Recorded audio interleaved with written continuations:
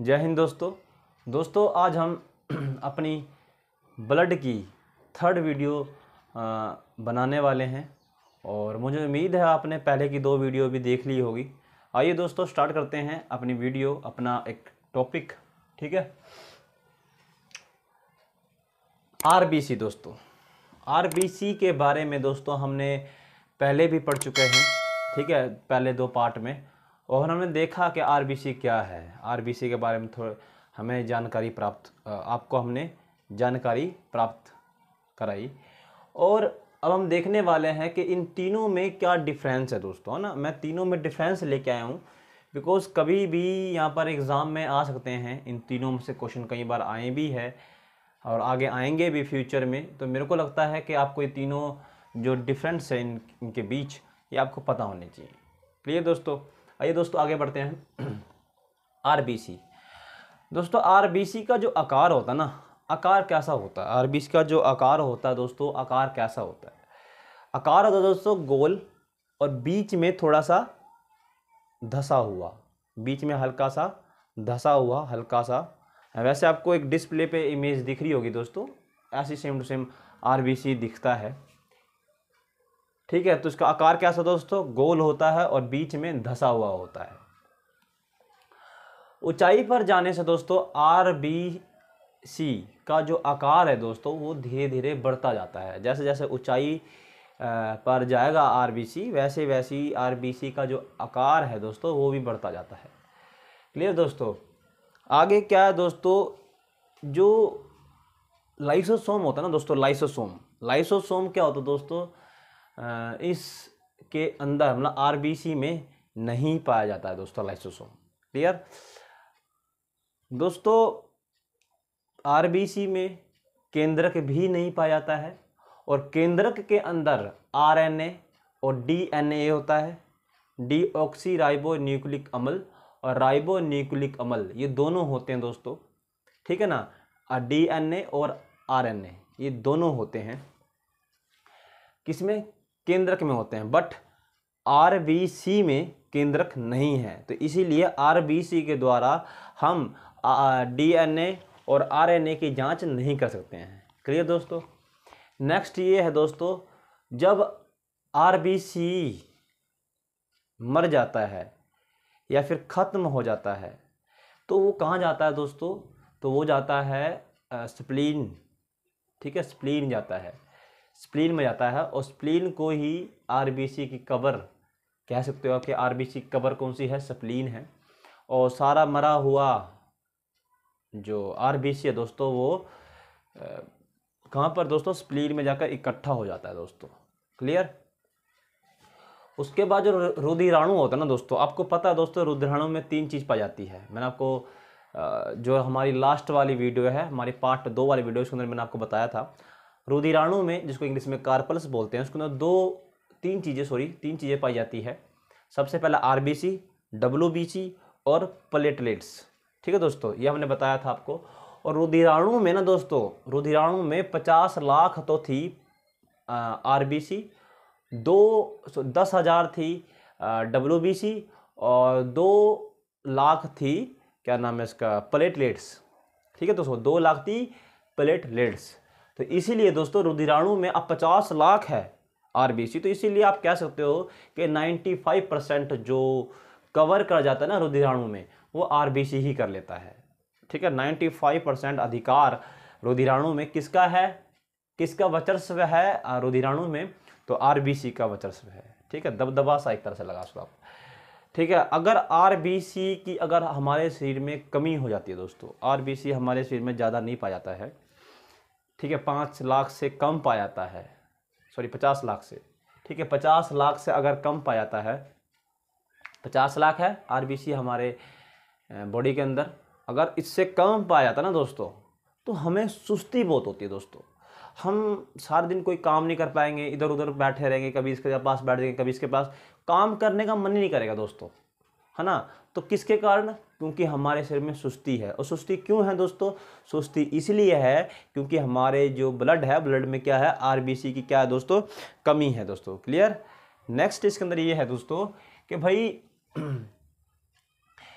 ये जो आरबीसी होता है ना दोस्तों, आरबीसी ऑक्सीजन को लेकर जाता है, ठीक है ना।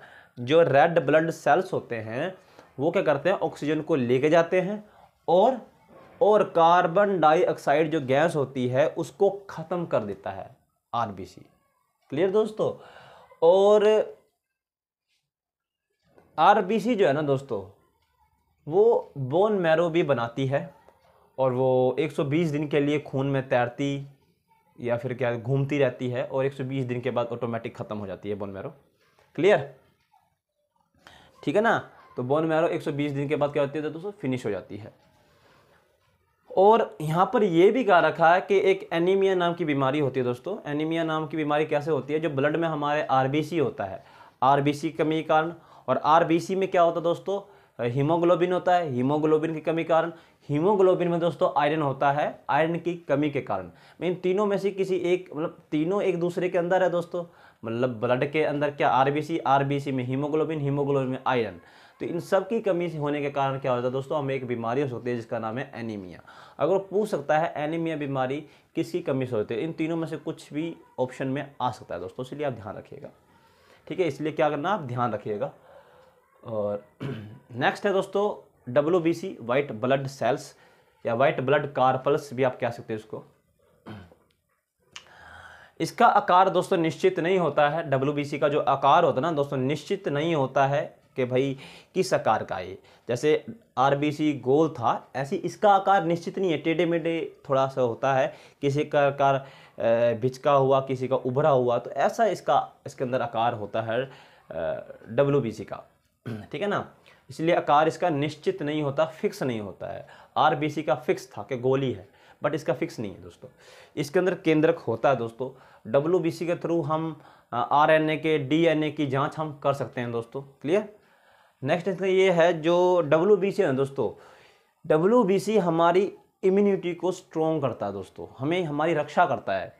किससे रक्षा करता है दोस्तों, मैंने लिख रखा है यहाँ पर, बैक्टीरिया से, वायरस से, जो कैंसर के सेल्स होते हैं वो, और संक्रामक जो रोग होते हैं दोस्तों, उन सब से हमें क्या करता है दोस्तों, WBC प्रोटेक्ट करता है, हमारी रक्षा करता है दोस्तों। क्लियर।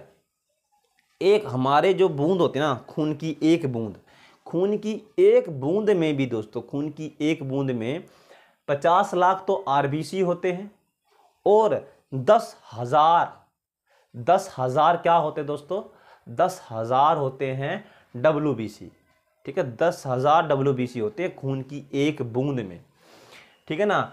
और जब हम मान कर चलो, हमारे अभी मान कर चलो किसी ने काट लिया, हमारे शरीर में कोई ऐसा चीज़, हम उल्टी सीधी चीज़ खा ली, या फिर मच्छर ने काट लिया, ठीक है, या फिर मच्छर ने काट लिया, या फिर कुछ ऐसी कीड़ा मकोड़ा सा हमें काट के चला गया।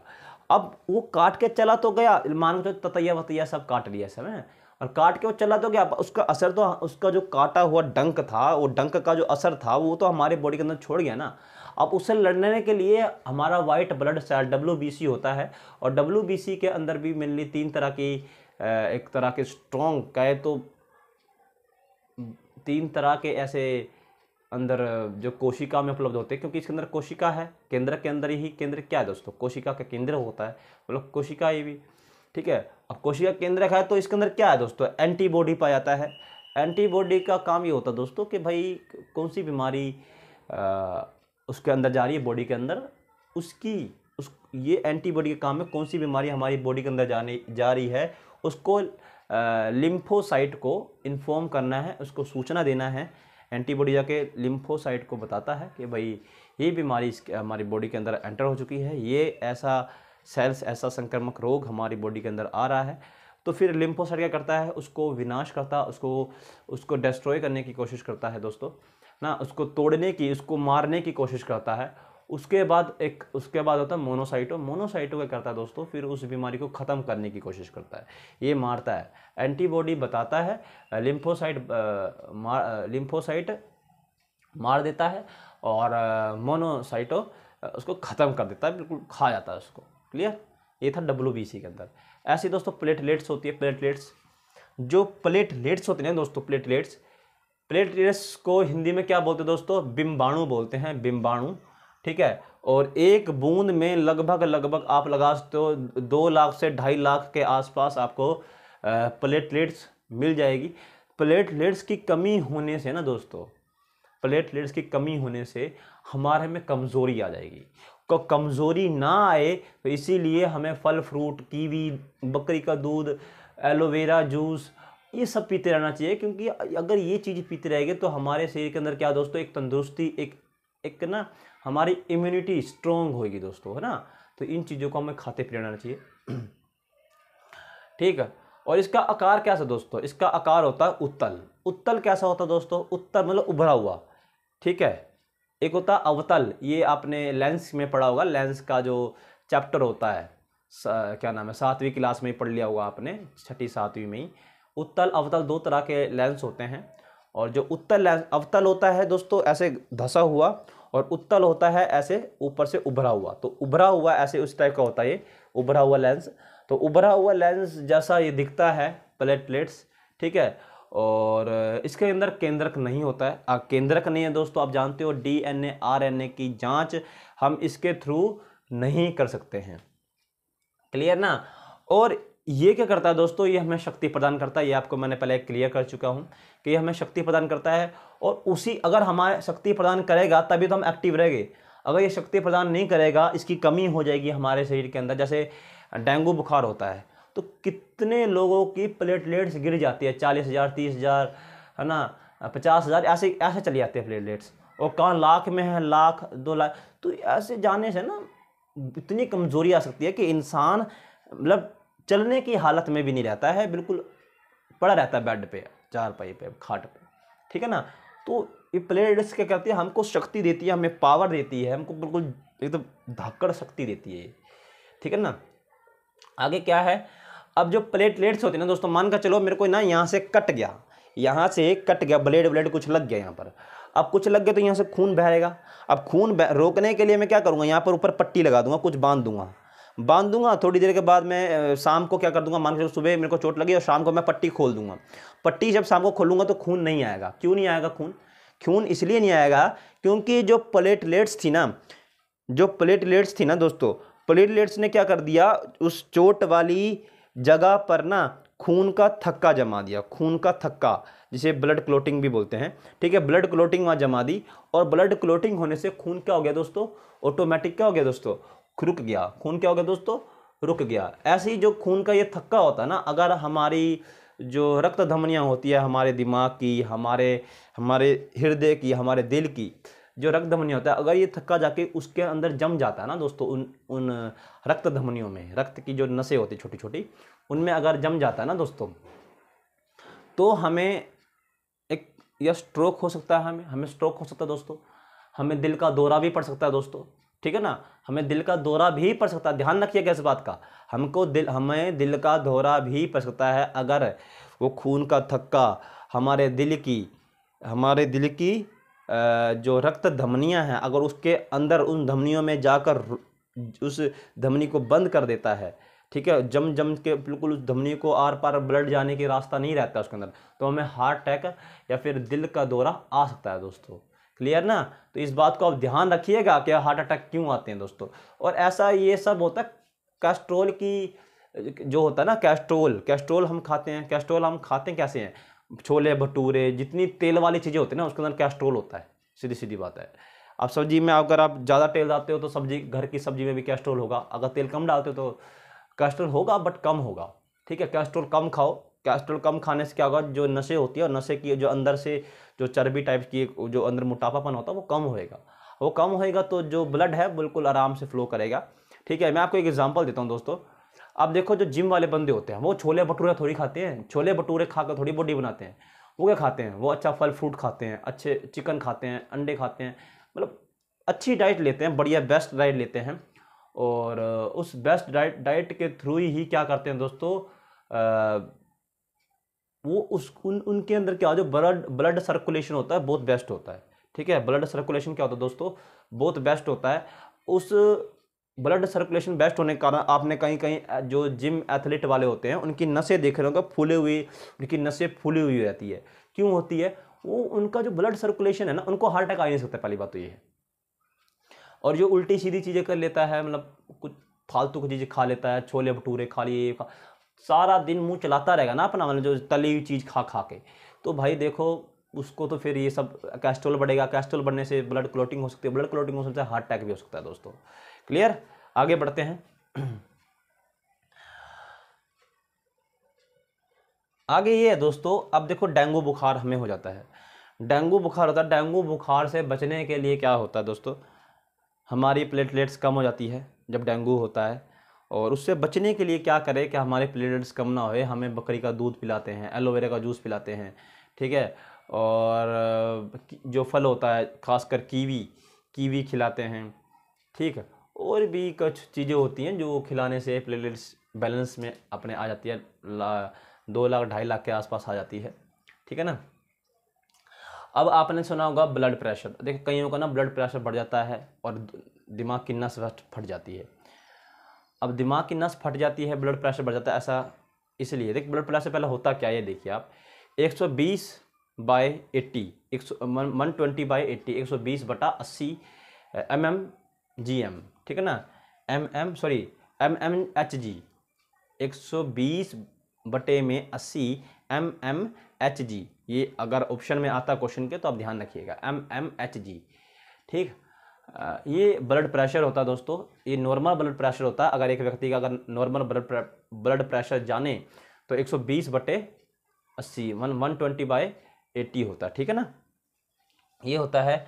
और आपने ना कुछ न्यूज़ पर जब आप पढ़ते हो या कुछ नेट पे सर्च करते हो दोस्तों, तो सुना होगा आपने कि भाई जो जापान है ना, जापान में क्या होता है, ब्लड ग्रुप के अकॉर्डिंग अलग अलग उन्हें करने को काम दिए जाते हैं।